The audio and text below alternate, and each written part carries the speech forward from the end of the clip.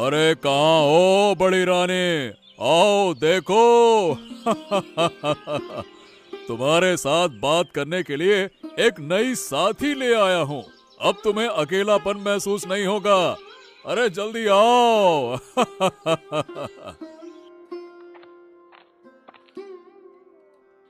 आप किसे लेकर आए हैं महाराज? हाँ, इनसे मिलो। ये है मेरी दूसरी रानी, रानी श्रद्धा। आप ये क्या कह रहे हैं महाराज? क्या आपका विवेक खो गया है? आप उसे रानी बनाकर महल में कैसे ला सकते हैं? सुनिए, हम इस राज्य के राजा हैं, राजा। हम जो चाहे वो कर सकते हैं। नहीं, आप ऐसा नहीं कर सकते। आपका बेटा बड़ा हो चुका है। इस उम्र में अगर आप ऐसा करेंगे तो आपका बेटा क्या सोचेगा? नहीं नहीं नहीं नहीं, ये बात बेटे की नहीं है। शायद ये तुम्हें बर्दाश्त नहीं हो रहा है ना? महाराज, ऐसा व्यवहार मत कीजिए। मैंने तो आपको कोई बुरा शब्द नहीं कहा।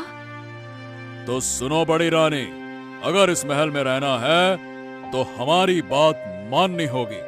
और अगर तुमने छोटी रानी के साथ कोई दुर्व्यवहार किया तो हम तुम्हें इस महल से हमेशा हमेशा के लिए बाहर निकाल देंगे। समझ गई? बड़ी मुश्किल से इस महल में प्रवेश किया है। अब इस रानी को यहाँ से हटाना होगा, फिर ये महल और ये राज्य मेरा होगा।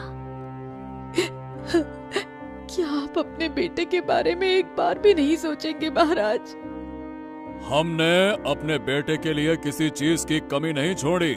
उसके लिए सब कुछ है। इस महल में उसे किसी भी चीज की जरूरत नहीं होगी।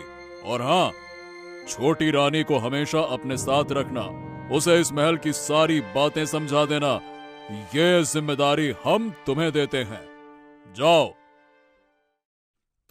नहीं नहीं नहीं नहीं नहीं नहीं, मैं ये कभी नहीं सहन करूंगा माँ। जब आप हैं तो पिताजी को किसी और को इस परिवार में क्यों लाना ही क्यों है? हम राज्य के लोगों को क्या मुंह दिखाएंगे? तुम्हें भी पता नहीं कितनी बातें सुननी पड़ेंगी। अरे मैं अपनी चिंता नहीं करता माँ, लेकिन पिताजी का ये अचानक से बदला हुआ रूप मुझे बिल्कुल स्वीकार नहीं है। तुम कुछ मत कहना। जो भी कहना होगा मैं कहूंगी। चाहे आप मना करें माँ, लेकिन मुझे एक बार पिता का सामना तो करना ही होगा, नहीं तो राज्य के लोगों का राजा पर से विश्वास उठ जाएगा। महाराज ने ऐसा कौन सा पाप कर दिया जो राज्य के लोग उन्हें गलत समझेंगे? राज्य के लोग कह रहे हैं कि महाराज पहले जैसे नहीं रहे, वो बहुत बदल गए हैं। मुझे ये बदलाव किस चीज का है यही जानना है। कुछ भी नहीं बदला है। महाराज पहले जैसे ही हैं। तुम तो उनके पुत्र हो, इतने वर्षों से उन्हें देख रहे हो, और अब तुम्हें ऐसा लग रहा है? तुम्हें हमारे बीच की बातों में आने की कोई जरूरत नहीं है। हम माँ बेटे बात कर रहे हैं। तुम बिना अनुमति यहाँ क्यों आई? आप भूल रही हैं कि अब इस महल की हर चीज पर मेरा अधिकार है। अगर आपने मुझे कुछ ज्यादा कहा तो मुझे महाराज को बताना पड़ेगा। तुम्हारी बड़ी रानी के बेटे से मुझे इतनी बातें सुननी पड़ी। पहले दिन से ही ये सब शुरू हो गया है।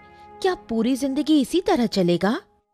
हम तुमसे वादा करते हैं रानी, हम उनसे अलग से बात करेंगे। उन्हें मना करेंगे कि तुम्हारे साथ ये बुरा व्यवहार ना करें।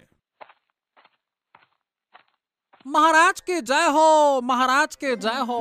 महाराज, क्या हम अंदर आ सकते हैं?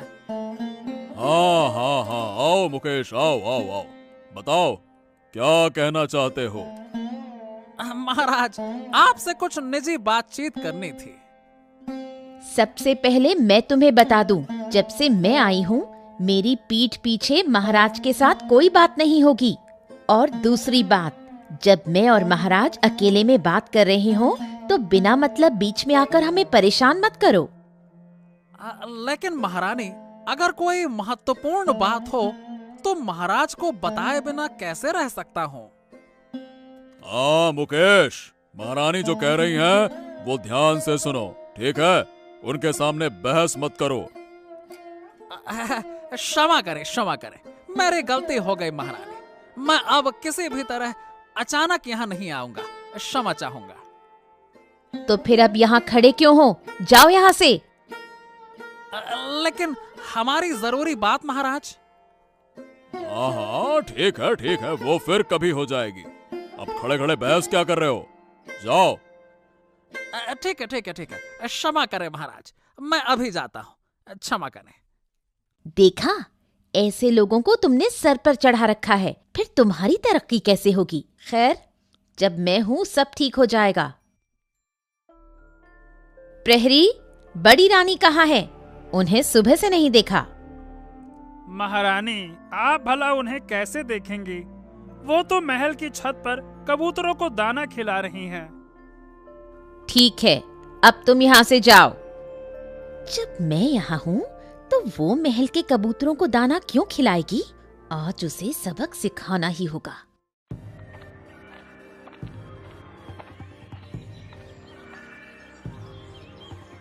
यही मौका है। आसपास कोई नहीं है। बड़ी रानी छत के एकदम किनारे खड़ी है। मैं अपना काम चुपचाप कर देती हूँ। कोई है? अरे कोई जल्दी से यहाँ आओ। अरे बड़ी रानी छत से गिर गई हैं। कोई है? अरे जल्दी बचाओ, कोई है? अरे ये क्या हुआ? महारानी ऐसे कैसे नीचे गिर गई? ये क्या हुआ? अरे मैं बाहर पहरा दे रहा था, ऊपर से अचानक से गिरने की आवाज सुनाई दी। है भगवान, ये तो बहुत खून बह रहा है। प्रहरी, जल्दी से अंदर जाओ और वैद्य जी को तुरंत बुला कर ले आओ। जल्दी जाओ। हाँ मंत्री जी, मैं अभी लेकर आता हूँ। वैद्य जी, क्या समझ रहे हैं आप? मतलब मेरी माँ ठीक हो जाएंगी ना?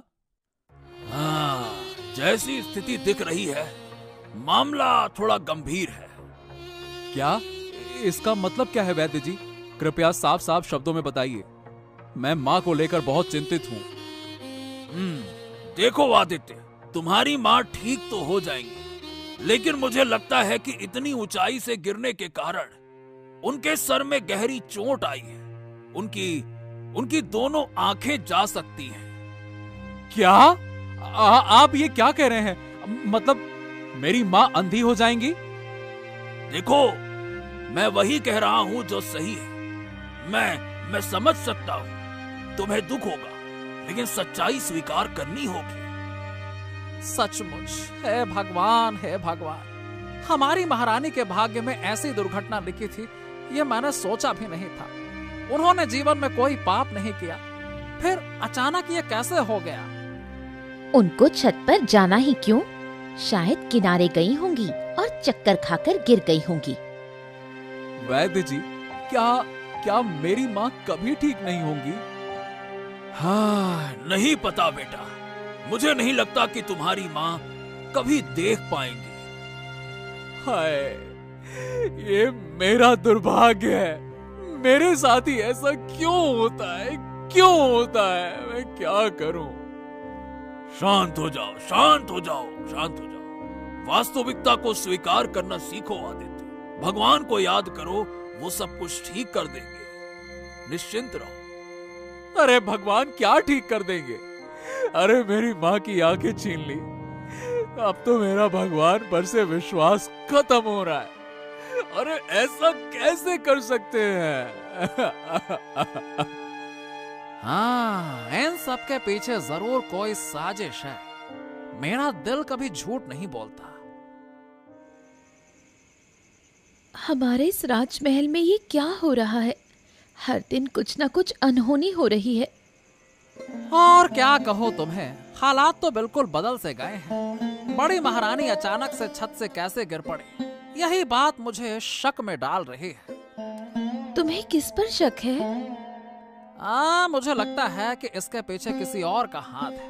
अब किसका हाथ है ये मैं कह नहीं सकता, लेकिन सही बताऊं ना तो मुझे उस छोटी रानी पर बहुत शक है। हाँ, उसी के आने के बाद से तुम्हारे महाराज का पूरा व्यवहार बदल गया है। जैसे कुछ भी हो, उन्हें किसी चीज की परवाह ही नहीं है। बड़ी रानी के साथ इतना बड़ा हादसा हो गया और इस पर भी वो बिल्कुल उदासीन है। अरे महाराज तो जैसे पूरी तरह से बदल गए हैं। कुछ दिनों पहले ही जब मैं राजमहल गया था तो उन्होंने मुझे इतनी बातें सुनाई, ऐसा लगा कि जैसे मैं महाराज से नहीं किसी अनजान आदमी से बात कर रहा हूँ। हाँ, लेकिन मैंने कुछ नहीं कहा। पर मुझे समझ नहीं आता कि ये छोटी रानी आखिर चाहती क्या है। देखो, ऐसा ना हो कि ये रानी हमारे पूरे राज्य को धीरे धीरे बर्बाद कर दे। बस यही डर मुझे भी है, और शायद एक दिन मेरे सब्र का बांध टूट जाएगा और मैं कुछ कह बैठूंगा, जिसके बाद तो मुझे राजमहल से निकाल दिया जाएगा। तब मैं कैसे जीऊंगा, बस यही सोचता हूं मैं। मेहनत करके खाएंगे, लेकिन कभी भी अन्याय के आगे सिर मत झुकाना। ये बात मैं तुमसे साफ कह रही हूँ। हाँ, तुम्हारे साथ होने से मुझे हिम्मत मिलती है, वरना मैं तो अब तक पगला गया होता। लेकिन उस छोटी रानी से जरा बचकर रहना, वो किसी भी वक्त तुम्हें झूठे मामले में फंसा सकती है। हाँ, मैं उससे सावधान रहूंगा। महाराज, क्या आपने राज्य में चारों ओर हो रही बातें सुनी हैं? प्रजा आपके बारे में क्या कह रही है? नहीं, हमने कुछ नहीं सुना अभी तक। ऐसा क्या हो रहा है रानी? आप बताइए, विस्तार से बताइए। महाराज, आपकी ये अंधी महारानी कब तक इस महल में रहेगी? इसका मतलब वो महल छोड़कर और कहां जाएगी? अरे वो भी तो तुम्हारी तरह मेरी रानी है। मैं सब समझ रही हूँ महाराज, लेकिन प्रजा इसे अच्छा नहीं मान रही है। प्रजा कह रही है कि महाराज अंधी महारानी के साथ रहते हैं। क्या? अरे इतना साहस किसका है जो हमारे बारे में ऐसी बातें कर रहा है? वे आपके सामने तो कुछ नहीं कहेंगे, लेकिन पीठ पीछे बातें करते हैं। उनमें से कुछ बातें मेरे कानों तक भी पहुंची हैं। अरे ये तो अपमानजनक है। आखिर इससे छुटकारा कैसे पाया जाए? हाँ, तुम बताओ। महारानी कश्मीरा को इस महल से निकाल दीजिए, तभी आप इस अपमान से मुक्त हो पाएंगे, वरना प्रजाजन की इन कड़वी बातों से आप कभी छुटकारा नहीं पा सकेंगे। अरे लेकिन हम उसे महल से बाहर नहीं निकाल सकते। अगर मेरी बात नहीं मानी तो आप इस अपमान को कभी मिटा नहीं पाएंगे। ठीक है। जब तुम कह रही हो तो हम यही करेंगे। विचार करने की कोई जरूरत नहीं है महाराज। उसके पास तो बेटा भी है, उसकी इतनी चिंता क्यों करना? उसे और उसके बेटे को महल से निकाल दीजिए। हम कल ही इसका इंतजाम करते हैं।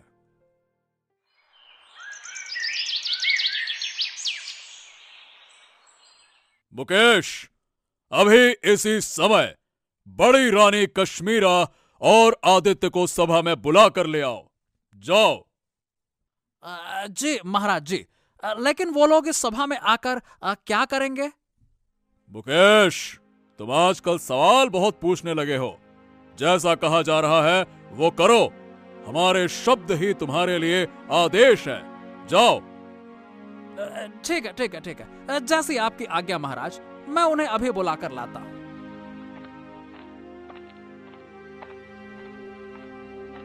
एक खास कारण से अपने निर्णय की सूचना देने के लिए तुम दोनों को यहाँ बुलाया गया है। क्या निर्णय है महाराज का? मेरी माँ ज्यादा देर तक खड़ी नहीं रह सकती हैं। कृपया जल्दी बताया जाए। महारानी कश्मीरा के अंधे होने के बाद से प्रजा हमारे बारे में बहुत उल्टी सीधी बातें कर रही है। ये बातें अब हमारे कानों तक पहुंच चुकी हैं। लेकिन महाराज, हमने तो किसी को आपके बारे में कुछ कहते हुए नहीं सुना। मुकेश, बीच में मत बोलो। सुनो आदित्य, हम सीधे कहते हैं, तुम्हें और तुम्हारी मां को अब इस महल में रहने की इजाजत नहीं है। तुम अपनी राह देख सकते हो। जाओ। ये आप क्या कह रहे हैं महाराज? कृपया ऐसा मत कहिए। हम दोनों कहाँ जाएंगे? ये हम नहीं बता सकते, लेकिन हमने आपको यहाँ से जाने को कहा है, तो इसका मतलब आप आज ही महल छोड़कर चले जाइए। आपको जाना होगा इसी वक्त। ठीक है, अगर इससे आपको सुविधा होती है तो हम चले जाएंगे। हाँ, इसी में हमारी भलाई है। जितनी जल्दी हो सके यहाँ से चली जाओ, इससे हमें खुशी होगी। जाओ। हाँ, ये सब उस छोटी रानी की साजिश है। मैं सब समझता हूँ, लेकिन क्या करूं, मैं कुछ कह नहीं सकता। जो हो रहा है उसे होने दे। तू अपना आपा मत खो। जो होगा अच्छे के लिए ही होगा। लेकिन माँ, अब मैं तुम्हें लेकर कहाँ जाऊं? तुम्हारा शरीर तो पहले से ही कमजोर है और तुम्हें चलने में बहुत दिक्कत होती है। अब ऐसे में कहाँ जाएंगे हम? चाहे जितनी भी दिक्कत हो, हमें हमारे भाग्य के साथ जाना होगा। जो नियति ने तय किया है वही होगा। आदित्य, महारानी, अब आप कहाँ जाएंगे? आपके पास जाने के लिए कोई जगह नहीं है। मैं तो कहता हूँ कि देखिए, आप लोग हमारे घर चलिए। नहीं मुकेश, तुम्हें परेशान करने का कोई फायदा नहीं। हम माँ बेटा कहीं और जाकर अपना ठिकाना बना लेंगे। महारानी जी, ऐसा मत कहिए। आपके बिना ये महल सूना हो जाएगा। ये राज्य और इसके लोग आपको बहुत प्यार करते हैं। मैं आपको एक जगह ले चलता हूँ, आप निश्चिंत रहिए। आप दोनों वहाँ आराम से रह सकते हैं, ठीक है? ठीक है, जब तुम कह रहे हो तो हमें वहाँ ले चलो। ठीक है, लेकिन हम जाएंगे कहाँ? आइए, आप दोनों मेरे साथ आइए। मैं आपको एक अच्छी जगह पे ले चलता हूँ। आप कोई चिंता मत कीजिए, निश्चिंत होकर मेरे साथ आइए। आइए। ठीक है। जब आप कह रहे हैं तो हम चलेंगे। हाँ, आइए आदित्य बाबू, आइए, चलिए मेरे साथ। बूढ़ी माँ, अरे ओ बूढ़ी माँ, कहाँ हो? देखिए तो सही, आपके घर कौन आया है। अतिथियों का स्वागत कीजिए। अरे देखिए तो, आपका जीवन धन्य हो जाएगा। अरे महारानी, आप, आदित्य बाबू, आइए, अंदर आइए। अरे पहले अंदर तो लेकर चलो इन्हें, फिर बात करते हैं बूढ़ी माँ। चलो, इन्हें अंदर लेकर चलो। बोलो मुकेश, क्या कहना है बेटा? अरे बूढ़ी माँ, बात यह है कि हमारे महाराज हो गए हैं स्वार्थी। उन्होंने बड़ी रानी माँ और आदित्य बाबू को महल से निकाल दिया है। उनके पास अब जाने के लिए कोई जगह नहीं बचे है, इसीलिए मैं उन्हें आपके पास लेकर आया हूँ। अब देखो, आप मना मत करना, वो आपके साथ रहना चाहते हैं। दया की बात क्यों कर रहे हो मुकेश? महारानी हमारे घर में रहेंगी, ये तो मेरे लिए सौभाग्य की बात है। मैं उनके लिए व्यवस्था कर देती हूँ। क्या सच में आप हमें यहाँ रहने देंगी? क्यों नहीं रहने दूंगी? तुम्हारे लिए मैंने ये छत पाई है।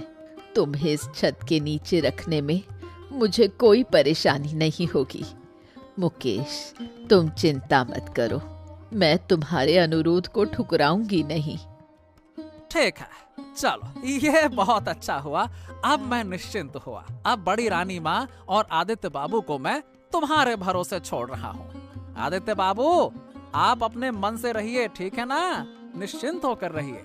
इस मुश्किल समय में हम आपके लिए इससे ज्यादा कुछ नहीं कर पाए। हमें दुख तो है और क्षमा भी कीजिएगा, लेकिन हम आपके साथ हैं। आप निश्चिंत रहिए। अरे बस, आप ऐसा मत कहिए। आपने जो किया वो हमारे लिए बहुत है। आपने हमें यहाँ तक पहुँचाया। आपने एक तरह से हमें एक नया जीवन दे दिया। ये बहुत बड़ी बात है। हम धीरे धीरे पहले की तरह जीना शुरू कर देंगे। बहुत बहुत धन्यवाद आपका।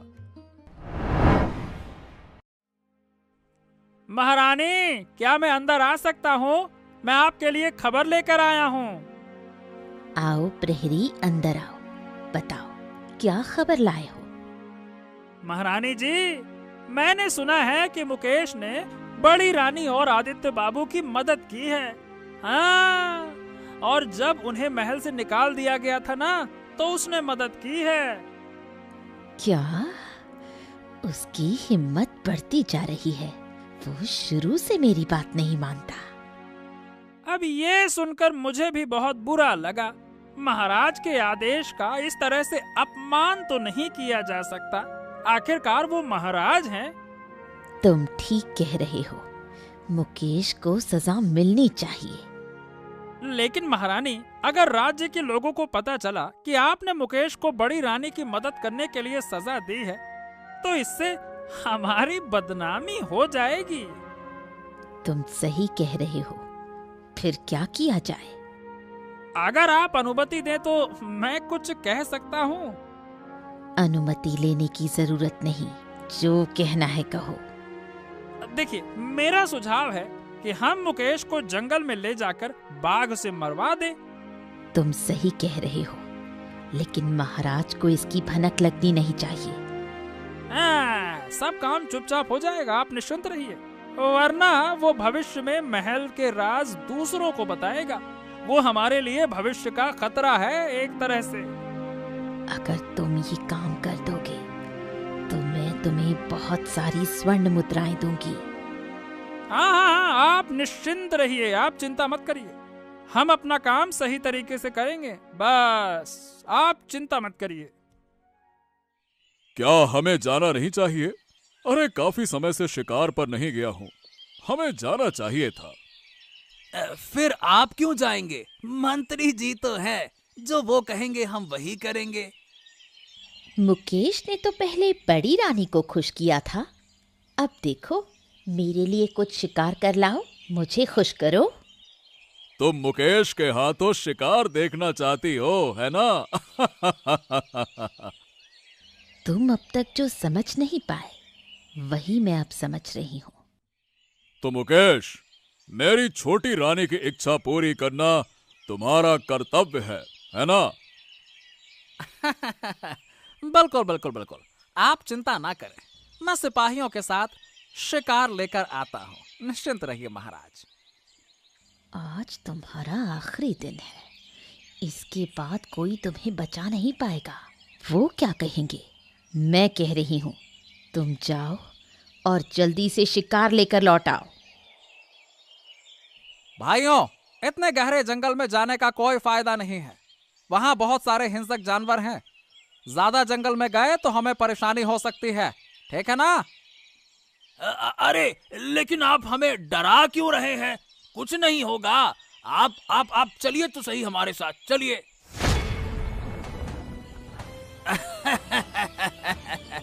अब मुकेश तू भागेगा कहाँ? तुझे आज यही चोटिल करके छोड़ देंगे, मर जाएगा अपने आप। अरे तुम लोग ये क्या कर रहे हो भाई? ऐसा कैसे कर सकते हो? आ, आ, आ, आ, बेईमानी, इसका मतलब ये सब कुछ उनका षड्यंत्र था और मुझे फंसाकर वो चले गए। हे भगवान, मेरे किस्मत में यही लिखा था, आखिरकार मुझे जंगल के बाघ के हाथों मरना होगा। जब तक मैं जीवित हूँ तुम्हें कोई नुकसान नहीं पहुंचा सकता। आदित्य, अगर आप नहीं आते तो आज मैं मर जाता। ये सब बातें बाद में करेंगे, चलो यहाँ से चलते हैं, नहीं तो बाघ फिर से आ जाएगा। चलो। बताओ सिपाहियों, तुम्हारे पास क्या खबर है? क्या तुम लोग काम खत्म कर पाए? हाँ महारानी, अब तो लगता है कि वही बाघ मुकेश को आराम से चबाकर खा रहा होगा। शाबाश, मैं तुम्हारे काम से खुश हूँ, लेकिन तुम्हें एक और काम करना है। कहिए महारानी, जो आप कहेंगी हम वही करेंगे। तुम्हें महाराज को बंदी बनाकर तुरंत जेल में डालना होगा। क्या तुम ये काम कर सकते हो? क्या? लेकिन महाराज को बंदी बनाना क्या सही होगा? ये अच्छा नहीं लगेगा महारानी। अगर तुम मेरी बात मानोगे तो तुम्हें बहुत सारे सोने के सिक्के मिलेंगे। अब बताओ, क्या तुम तैयार हो? ठीक है महारानी, हम तुरंत जाकर महाराज को बंदी बना देंगे। क्या हुआ सिपाही, तुम्हारे शिकार की क्या खबर है, बताओ। महाराज, बिल्कुल सही पूछा आपने, हम तो शिकार करने ही आए हैं। क्या? इसका क्या मतलब है? तुम कहना क्या चाहते हो? हम कुछ समझ नहीं पाए। अभी समझाते हैं, चलिए आपको हमारे साथ चलना होगा, हमने आपको बंदी बना लिया है। सिपाहियों। क्या? तुम्हारी इतनी बड़ी हिम्मत, कि तुम हमें बंदी बनाओगे? रुक जाओ, अभी मैं लोगों को बुलाता हूँ। रुको। हाँ, बस बस बस बस, बहुत हो गया। तुम्हारे बुलाने से कोई नहीं आएगा, चिंता ना करो। अब सब महारानी श्रद्धा की बात मानते हैं। महारानी ने आपको बंदी बनाने का आदेश दिया है, समझे? अरे पकड़ते क्यों नहीं, पकड़ो। षड्यंत्र, इसका मतलब पहले मुझे अकेला करके ये सब षड्यंत्र रचा गया। लेकिन क्यों? सिर्फ एक ही वजह है, इस राज्य और राजपाट को पाने के लिए। कोई तुम्हें नहीं बचा पाएगा महाराज, अगर तुम अपना अच्छा चाहते हो। तुम इस पाप की सजा पाओगी, कोई तुम्हें बचा नहीं सकेगा। एक दिन तुम्हारा भाग्य बदल जाएगा, याद रखना। मेरी बहुत पुरानी इच्छा थी कि मैं इस राज्य की सत्ता खुद संभालूं। कोई भी मेरी इस इच्छा को नहीं बदल सकता। आप बातें बहुत बढ़ा रहे हैं महाराज, अब जल्दी से चलिए हमारे साथ, हमारे पास और भी बहुत काम है। महारानी के बहुत से काम निपटाने हैं, जल्दी चलिए, चलो ले चलो। मुझे गुप्त सूत्र से खबर मिली है, छोटी रानी ने हमारे महाराज को बंदी बना लिया है। मुझे पता था एक दिन ऐसा ही होगा। महाराज को जिस तरह से वो अपनी गिरफ्त में ले रहे थे, ये तो होना ही था। लेकिन क्या हमारे महाराज पूरी जिंदगी इस तरह बंदी रहेंगे? जिन्होंने मेरी माँ को तकलीफ दी है, उन्हें तो सजा मिलनी ही चाहिए बूढ़ी माँ। इसके अलावा और कोई रास्ता नहीं है। आदित्य बाबू, किसी भी हाल में ये खबर हमारी बड़ी रानी तक ना पहुंच पाए, वरना वो बहुत दुखी होंगी। ये तो सच है, लेकिन सवाल ये है कि छोटी रानी ने राज्य पर कब्जा कर लिया है, हम अब यहां तो नहीं रह सकते। वो लोग पहरेदार लगाकर हमें नुकसान पहुंचाने की कोशिश करेंगे। हाँ बिल्कुल, वो हमें खोजकर फिर से नुकसान पहुंचाने की कोशिश करेंगे। हम उन्हें ऐसा मौका नहीं देंगे।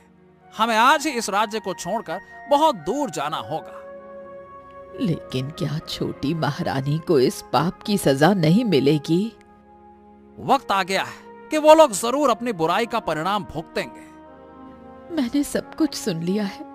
मुझे सच में बहुत दुख हो रहा है कि महाराज अपने ही जाल में फंस गए हैं। नहीं, बस बस बस, तुम दुखी मत हो माँ, तुम दुखी मत हो। उनकी बुराई का परिणाम उन्हें मिलेगा। हमें राजमहल से निकाल दिया गया, अब हम कभी वहां नहीं जाएंगे। तो सुनो, उस दिन जब मैं छत पर कबूतरों को खाना दे रही थी, तब मुझे किसी ने पीछे से धक्का दिया था। मेरा विश्वास है कि वो छोटी रानी के अलावा और कोई नहीं था। हाँ, मेरा शक बिल्कुल सही था। मेरा दिल कहता था कि महारानी के साथ षड्यंत्र हुआ है। देखा, मैंने कहा था ना।